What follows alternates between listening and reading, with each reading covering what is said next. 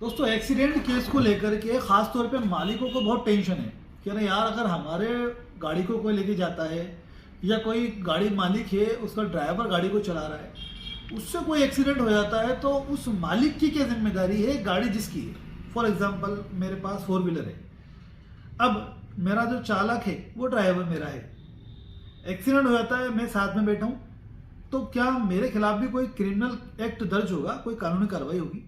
या फिर हम कहें कि मान लीजिए कोई गाड़ी का मालिक है, ड्राइवर्स, बहुत सारे ट्रक ड्राइवर्स का आपने देखा होगा, वायरल हो रहा वीडियो, तो गाड़ी तो किसी और की होती है, ड्राइवर्स को उनका मेहनताना मिलता है, लेकिन वो ड्राइवर अगर एक्सीडेंट कर देते हैं तो वो मालिकों की जिम्मेदारी है। तो सबसे बेसिक चीज़ तो आप ये जान लो, सबसे महत्वपूर्ण चीज़ ये है कि जो भी व्हीकल आपके पास है वो कंप्लीट होना चाहिए।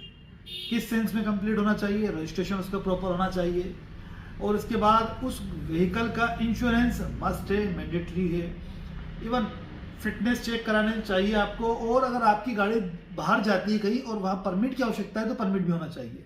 तो मतलब डॉक्यूमेंट कंप्लीट होना ज़रूरी है, यही जिम्मेदारी एक मालिक की है। क्योंकि दोस्तों अगर आपकी गाड़ी से एक्सीडेंट हो जाता है और मालिक ने गाड़ी का इंश्योरेंस नहीं करवाया, तो इंश्योरेंस नहीं करवाने के कारण जो क्लेम आएगा वो मालिक पे आएगा और ड्राइवर पे भी आ सकता है, लेकिन मालिक पे तो आएगा ही आएगा, इसलिए बहुत ज़रूरी होता है।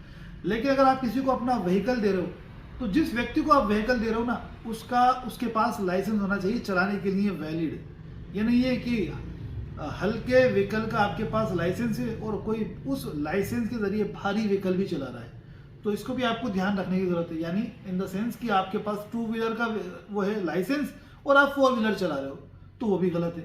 तो एलिजिबल होना चाहिए, वैलिड लाइसेंस होना चाहिए, ये जिम्मेदारी है उस मालिक की। क्राइम केस की कोई जिम्मेदारी किसी मालिक के प्रति नहीं होती है, जिसने एक्सीडेंट किया उसके खिलाफ मामला दर्ज होता है। वर्तमान में नया कानून लागू नहीं है, ये सबसे बड़ी चीज़ है। तो जो 279, 337, 338 और 304A IPC के मामले दर्ज होते हैं, खासतौर पे तब जब किसी की जान चली जाती है तो 304A लगता है। अन्य सिंपल इंजरी के लिए अलग धारा है, गंभीर चोट के लिए अलग धारा है, लेकिन वो उस व्यक्ति पे लगती है जो कि ड्राइव कर रहा होता है व्हीकल को, यानी ड्राइवर पे। उस पर क्रिमिनल केस दर्ज होता है। आज की तारीख में IPC लागू है पूरे देश के अंदर, पूरे भारत के अंदर, तो ये बेलेबल ऑफेंस है। थाने पे आपकी बेल हो जाती है, एक तरीके से मान के चलिए।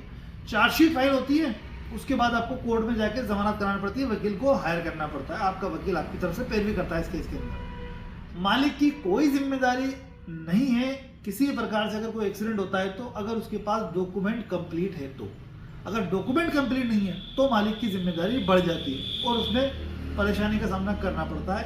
MV एक्ट के अंदर भी एक इस्तीगासा मालिक के खिलाफ आता है, जिसमें उसकी कमी है, उस कमी के कारण आता है वो। जैसे मान लीजिए इंश्योरेंस नहीं है, लाइसेंस नहीं था, कुछ और कमी थी डॉक्यूमेंट में, तो वो उस कंडीशन में वो अप्लाई क्या नाम से वो अलग से मालिक के खिलाफ एक चालान आता है, जिसको हम जुर्म स्वीकार करा के ख़त्म कराते हैं। इतना ज़्यादा हैवी वो चालान होता नहीं है इसलिए, लेकिन फिर भी डॉक्यूमेंट कंप्लीट होना बहुत ज़रूरी है, क्योंकि एक्सीडेंट से किसी की मौत होती है तो क्लेम कोर्ट के अंदर वो उसका जो पार्टी है ना, जो मर गया, उसके परिवार वाले आवेदन करके क्लेम लेते हैं। ये भी एक प्रक्रिया है। किसी व्यक्ति का एक्सीडेंट हो जाए तो क्लेम कैसे ले, कभी वीडियो बताऊंगा मैं आपको।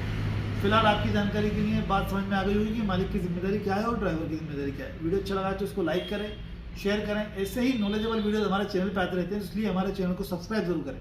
Thanks for watching guys.